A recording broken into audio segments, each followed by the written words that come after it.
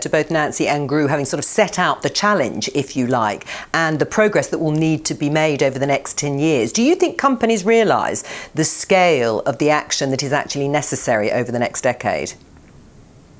Well, thanks again for having me. I can't speak for all companies, but I will tell you that as the previous two speakers said, and reading the report that just came out this morning, it's actually pretty alarming that even with the pandemic, where we have seen significant decrease in environmental impact, it's not nearly enough. And at least from the report this morning, saying that we're still on track to almost hit 3C, which is unacceptable, obviously. And so to the extent that the Gro and Mary have said that it's going to require systemic change, both by banks, absolutely, it's going to require that private sector entities step up in an innovative way, but also a responsible way. And I think by virtue of the fact that a company like MasterCard is even sitting on this panel is part of that solution equation. I mean, we're not necessarily a company maybe known for our carbon emissions necessarily because we're in the digital payment space.